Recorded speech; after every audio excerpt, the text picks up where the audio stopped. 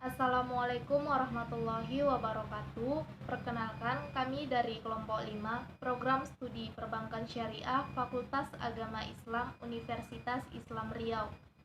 Baiklah, di sini kami akan mempresentasikan hasil diskusi kami dengan mata kuliah Manajemen Syariah yang berjudul Konflik dan Stres Kerja dengan dosen pengampu Bapak Mufti Hasan Alfani, SE, SY, ME. Baiklah, sebelumnya saya akan memperkenalkan kelompok 5 yang diketuai oleh Herdam Malik, saya sendiri Nandra Eka Putri, Nurlaili Mutia, dan Pramesti Chandra Cahyani. Konflik kerja. Menurut Sophia 2008, dari beberapa penyebab konflik yang ada, 3 penyebab menurut dipandang sebagai penyebab dasar atas terjadinya konflik dalam organisasi, yaitu saling bergantungan.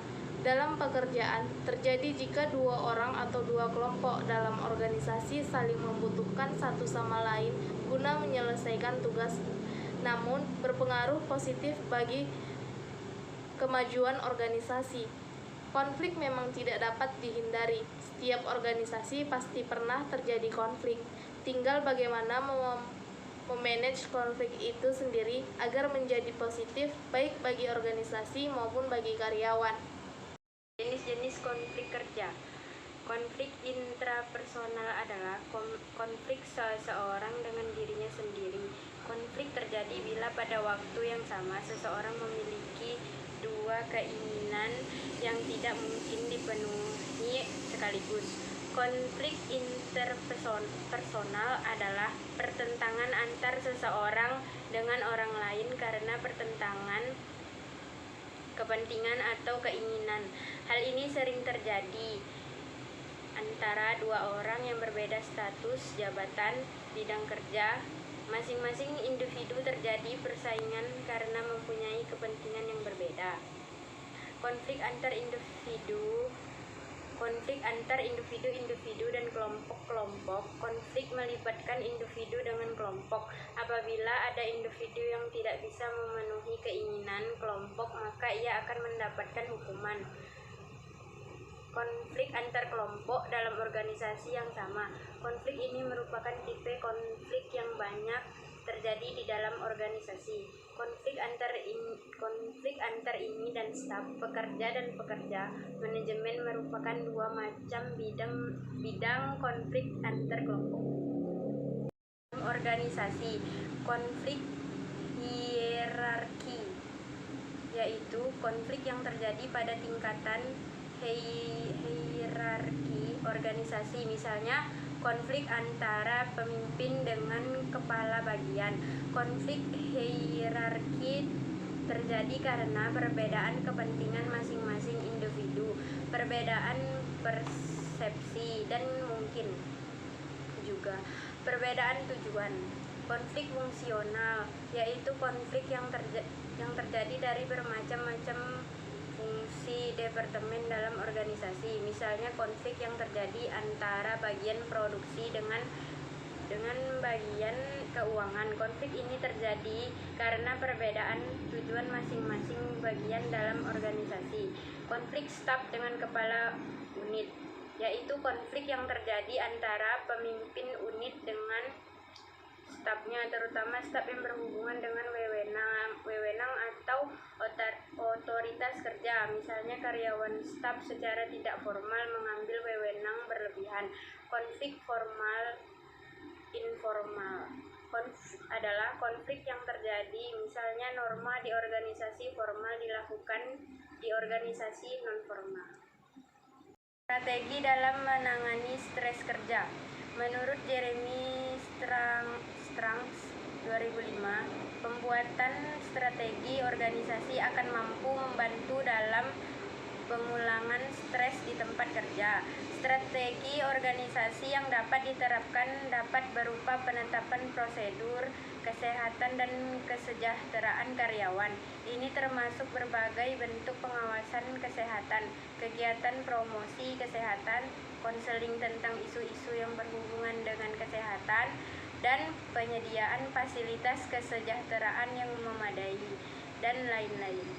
Standar-standar ini mendorong para manajer karyawan karyawan dan perwakilan mereka untuk bekerja sama untuk mengidentifikasi potensi penyebab stres di tempat kerja dan kemudian mengambil tindakan untuk memperbaiki situasi. Gaya manajemen di sini menyangkut peduli lingkungan sangat penting, penerapan sistem komunikasi yang baik, dan keterbukaan pada semua masalah yang dihadapi karyawan. Manajemen perubahan. Manajemen harus menyadari bahwa perubahan yang akan datang dalam bentuk apapun adalah salah satu penyebab stres yang paling signifikan di tempat kerja. Hal ini umumnya prospek dengan ketidakpastian pekerjaan, ketidakamanan, ancaman pemutusan hubungan kerja, hilangnya prospek promosi, dan sebagainya. Untuk menghilangkan efek perubahan yang berpotensi menimbulkan stres, tingkat komunikasi yang tinggi dalam hal apa yang terjadi harus dijaga dan setiap perubahan tersebut harus dikelola dengan baik pada tahap demi tahap. Kegiatan pelatihan. Kegiatan pelatihan karyawan harus mempertimbangkan potensi stres dalam aktivitas kerja tertentu. Orang harus dilatih untuk mengenali unsur-unsur stres dalam pekerjaan mereka dan strategi yang tersedia untuk mengatasi stres ini. Selain itu, desain pekerjaan dan organisasi kerja harus didasarkan pada prinsip-prinsip kompetensi dan keahlian mereka.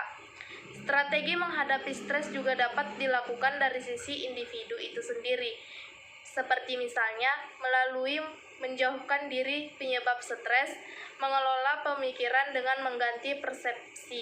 Kerja.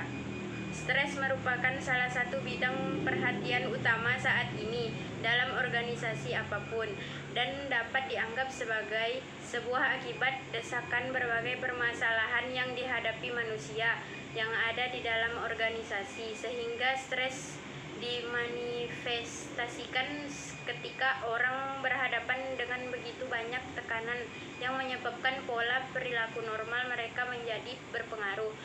Dengan kata lain, stres umumnya terjadi karena adanya kondisi ketegangan yang berpengaruh terhadap emosi, jalan pikiran, dan kondisi fisik seseorang. Rival Feitzal 2004 menyebutkan stres kerja merupakan suatu kondisi ketegangan yang menciptakan adanya ketidakseimbangan fisik dan psikis yang mempengaruhi emosi, proses berpikir, dan kondisi seseorang karyawan terhadap lingkungannya.